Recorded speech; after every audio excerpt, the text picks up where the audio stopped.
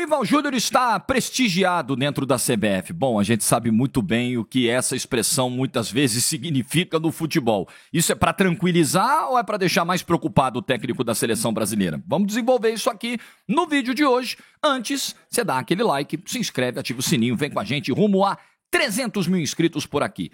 Com vocês o QR Code da AG. Que dia, hein? Que dia. Alguns estaduais já rolando nesse domingo.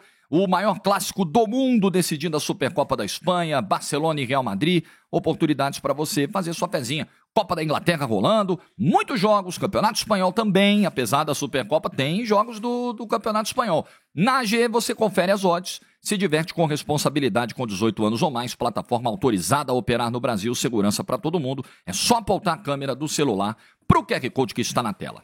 Beleza?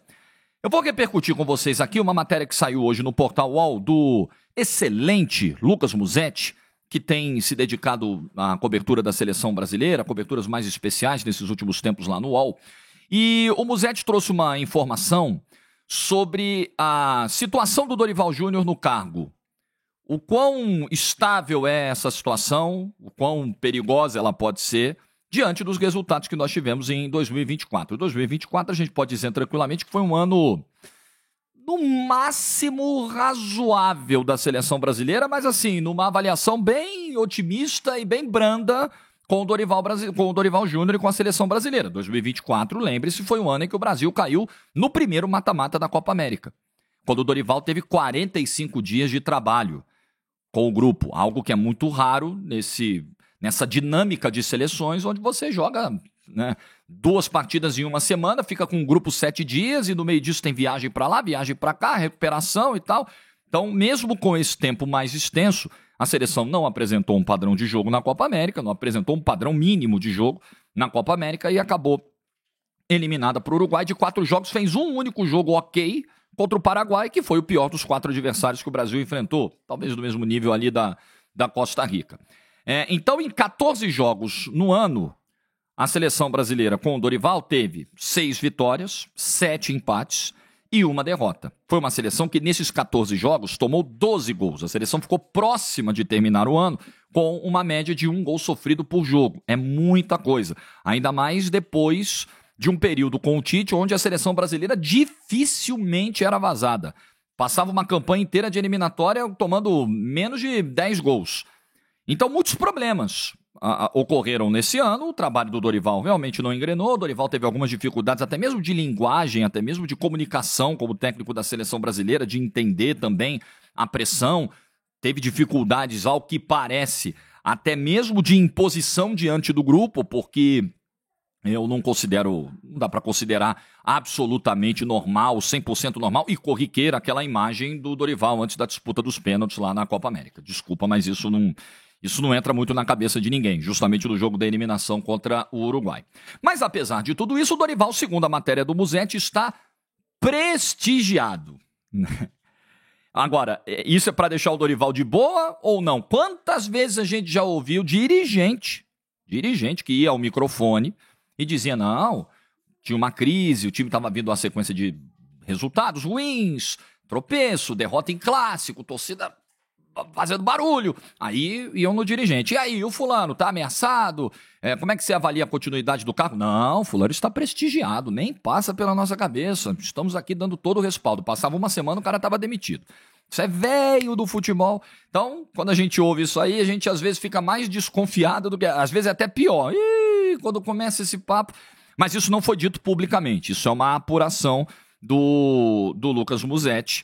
E são recados que estariam chegando ao Dorival de que a avaliação tanto do Edinaldo quanto do Rodrigo Caetano, que é o diretor lá da CBF, é uma avaliação positiva do trabalho do Dorival Júnior e que eles acreditam que a seleção pode deslanchar em 2025. Março é a próxima data FIFA. Argentina e Colômbia são os jogos. Lembre-se que quando houve essa sequência no primeiro turno, o Brasil perdeu as 2 partidas. O Brasil perdeu para a Colômbia lá fora e perdeu para a Argentina dentro do Maracanã.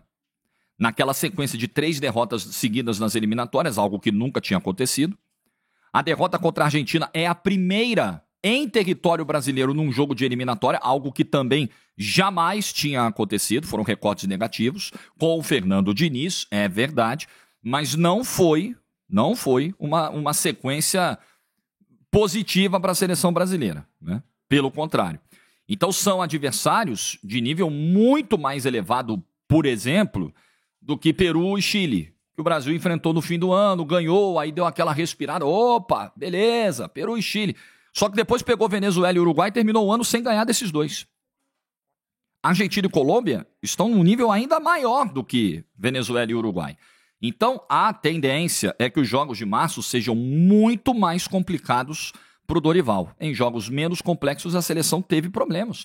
Brasil, para ganhar do Chile, que é um negócio horroroso hoje, é um time envelhecido, uma geração que já ficou para trás, enfim, muito frágil. O Brasil foi um parto para ganhar do Chile, que na rodada anterior tinha perdido para a Bolívia dentro de casa. O Brasil tomou um gol com 1 minuto de jogo, o Brasil sua para virar num lance individual no final, com o Luiz Henrique.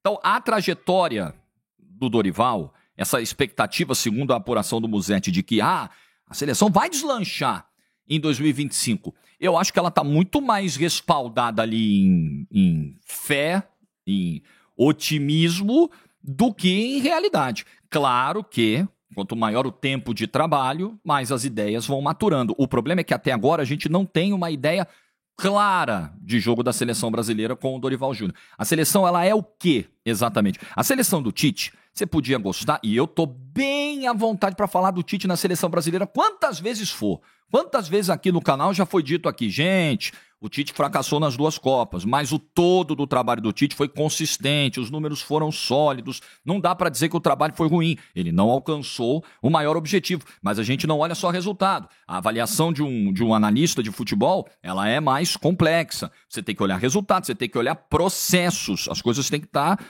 alinhadas. Então, muita gente não gostava, achava feio o time do Tite. Pô, time reativo, time... Mas todo mundo sabia o que era a seleção brasileira do Tite. Gostando ou não, achando bonito ou feio, você sabe, aquela seleção tem uma identidade. A do Dorival não tem. Poxa, Jorge, mas aí o cara tem 14 jogos.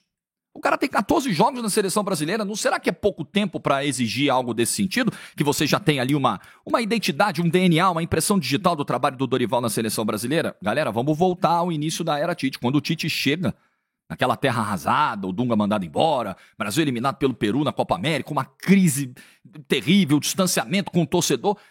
Rapidamente, o Tite implanta sua metodologia, o Brasil vai conseguindo resultados, vai trazendo a confiança de volta, porque assim, se o Dorival não tem tempo, se o Dorival vive essa dura realidade que eu narrei aqui, poxa, o cara pega a seleção em uma semana, 2 jogos, um jogo do Brasil, um jogo lá fora, aí não tem tempo e tal. Nenhum treinador de seleção no mundo tem. E mais, depender da realidade do continente, essa coisa é ainda pior.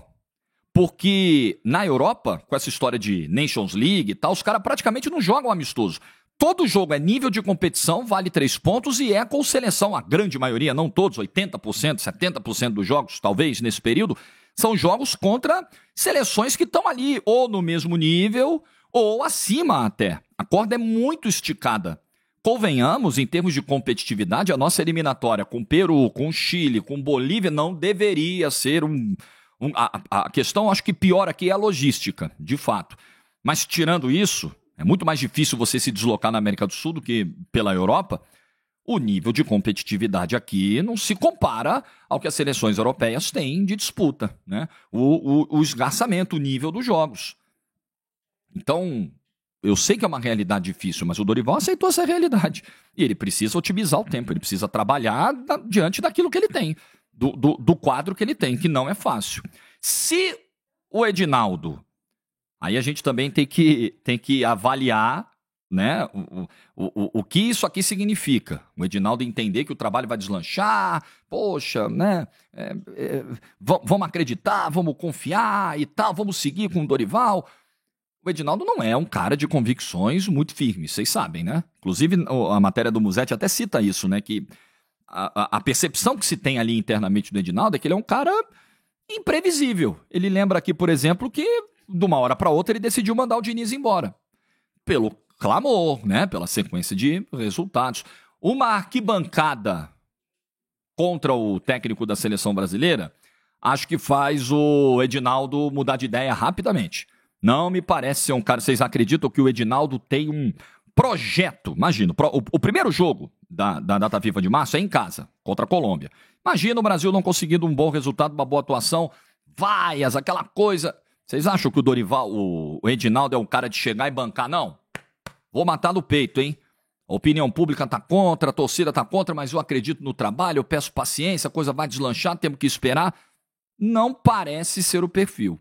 Então, assim como a gente precisa basear a nossa análise em alguma coisa concreta, né? Então, achar que a seleção vai deslanchar, eu não tenho muitos elementos para confiar plenamente nisso pelo que eu vi em 2024. A mesma coisa é tentar entender a cabeça do Edinaldo, achar que, não, beleza, tá tudo tranquilo, ele está prestigiado. Sendo o Edinaldo quem é, com o histórico que tem, né? Com a incompetência flagrante já demonstrada, né? Esse profundo conhecedor da bola, né? E esse profundo articulador político também, nossa, é um primor de dirigente que está lá, enfim. A gente sabe que as chances também não são boas. Tudo está pautado pelo resultado, não tem jeito. Nessa data FIFA dura, ou o Dorival traz resultado, ou a pressão vai ficar muito grande, maior até do que já está hoje. Depois dessa data FIFA de março, o Brasil tem Paraguai, Equador em junho, Chile e Bolívia em setembro. E aí, fim de papo. E aí acabou.